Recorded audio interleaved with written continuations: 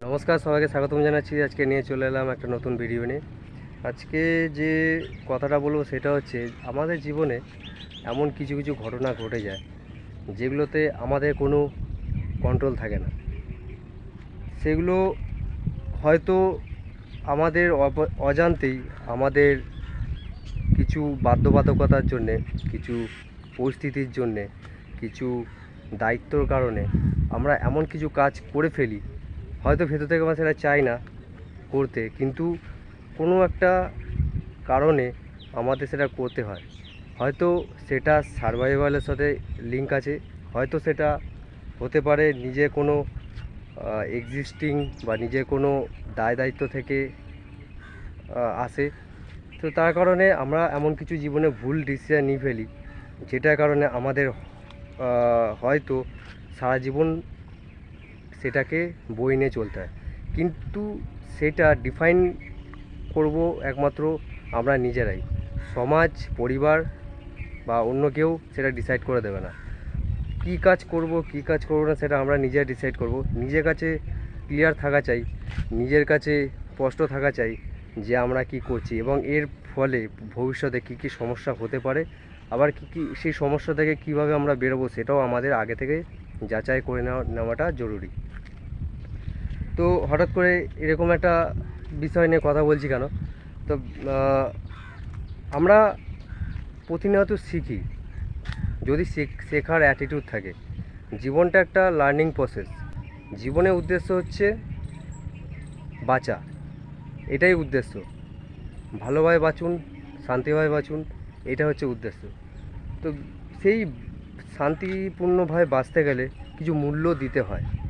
সেই মূল্য দেওয়ার সময় আমাদের হয়তো সেটা মনে হতে পারে, আবার নাও মনে হতে পারে যে আমরা যেটা করছি সেটা কি ঠিক করছি না ভুল করছি, সেটা পরে বোঝা যায়। কিন্তু একটা উপায় আছে, অন্যের অভিজ্ঞতা থেকে শেখার চেষ্টা করুন। সব সময় যে নিজের অভিজ্ঞতাতে শিখতে হবে এমন তা নয়। হয়তো এমন একটা কাজ হবে বা এমন একটা সিচুয়েশান হবে, তারপরে হয়তো কিছু বেঁচে থাকে না, কিছু হয়তো যে অবশিষ্ট থাকে না, যেটার কারণে হয়তো নেক্সট পদক্ষেপ আপনি নিতে পারবেন। তো যা কিছু করবেন ভেবে চিন্তা করবেন, চিন্তাভাবনা করে করবেন, বুঝে শুনে করবেন। যা কিছু করবেন পরিণামটা ভেবে সবসময় করার চেষ্টা করবেন। যদি আপনার খুবই জরুরি থাকে তবেই করবেন। প্রশ্ন করুন, অ্যানালাইজ করুন, আর এগিয়ে যেতে থাকুন। তো যেটা বলছিলাম যে যে কোনো জিনিস, যে কোনো কাজ যখন করবেন, সে ঠিক হোক বা ভুল হোক, সেইটা কিছু না কিছু ফিডব্যাক দেয়। সেই ফিডব্যাক থেকে শিখুন, লার্ন করুন এবং জীবনের পথে এগিয়ে যান।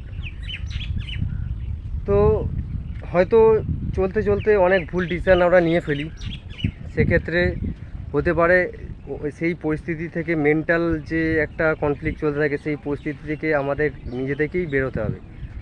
হয় আপনি হয়তো অন্যের সাজেশান নিতে পারেন, কিন্তু অ্যাকচুয়াল যে প্রবলেম, নিজের যে প্রবলেম, সেই নিজের প্রবলেমগুলোকে নিজেকে ফেস করতে হবে, নিজেকেই সামনের দিকে এগিয়ে যেতে হবে। জীবনে অনেক রকম কঠিন পরিস্থিতি আসবে, কিন্তু ভাববেন যে ওই কঠিন পরিস্থিতি একদিন ইতিহাস হয়ে যাবে, আর সেই ইতিহাস রচনা করবেন কে? আপনি।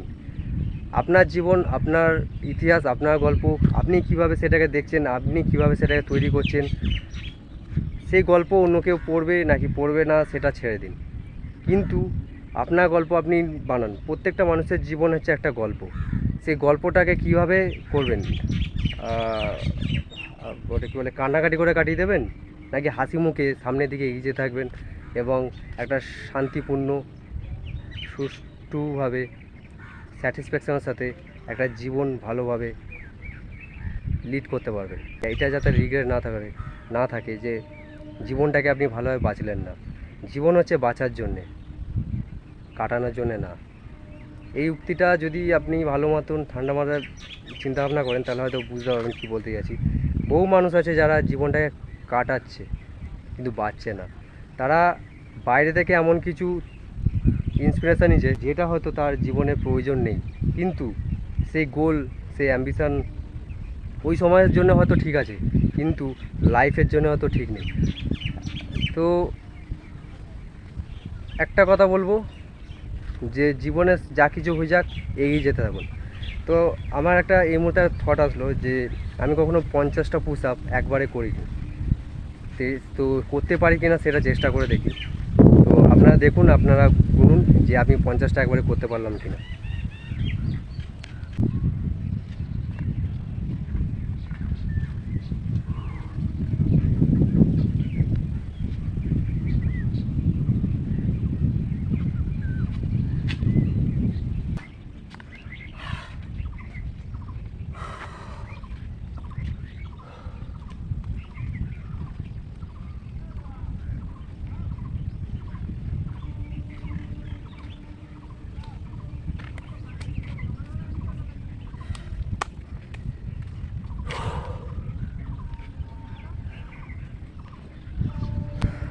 তো ফাইনালি 50টা করে ফেললাম। আমি হয়তো লাইফে কখনো 50টা পুশ আপ একবারে করেছি বলে মনে পড়ছে না, করে থাকলে হয়তো খুব কম করে থাকতে পারি। তবে লাস্টে পা পড়ে গেছে। কেন পড়েছে? 50টা করে নেওয়ার পর 51টা ভাবলাম যে করে ফেলি, তো 51টা করার সময়তে পাটা পড়ে গেছে। আমার একটা রুল আছে জীবনে, যা কিছু করি না কেন সবসময় এক্সট্রা কিছু করি, তাহলে এক্সট্রাটা কী হয়, নিজের স্যাটিসফ্যাকশান থাকে আর কিছু ভ্যালু অ্যাড হয়। তো দেখুন, জীবনে অনেক রকম সমস্যা তো আসবেই। জীবনে যদি কোনো সমস্যাই না থাকে তাহলে জীবনটা জীবন বলে মনে হয় না, জীবনটা বোরিং হয়ে যায়। জীবনে যদি অ্যাডভেঞ্চার না থাকে, জীবনটাকে ফ্রিলি বাঁচুন, ওপেনলি বাঁচুন, শিখুন, প্রতিনিয়ত শিখুন। আসলে একটু হাঁপিয়ে গেছি, একবারে করে নিয়ে এক্সাইটমেন্টে করে ফেলেছি। তো যাই হোক, এটা কিন্তু আগে তো কোনো প্রি প্ল্যান ছিল না, ভাবছিলাম যে করা যেতেই পারে। তবে ওই আপনার সাথে কথা বলতে বলতে তো ভাবলাম করেই ফেলি, করেও ফেললাম।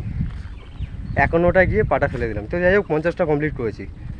তো এরকমই জীবনে অ্যাডভেঞ্চার থাকা চাই, যেটাতে এমন কোনো কাজ করুন নিজের এবং অন্যের ক্ষতি যাতে না হয়, লাভ না হোক কিন্তু অ্যাটলিস্ট ক্ষতি যাতে না হয় সেটা মাথায় রাখবেন। এই যে আমি যে পুশ আপটা করলাম, এটা কি কারো ক্ষতি হলো? আমার এবং অন্যের তো ক্ষতি হয়নি, বরঞ্চ আরও উল্টে আমার নিজেরই ভালো হলো, আমার নিজেরই ভালো লাগলো। কিছু এক্সারসাইজ হয়ে গেল, ব্লাড সার্কুলেশন হলো, বডি একটু ফ্লেক্সিবল হলো, ব্রিদিং ভালো হলো।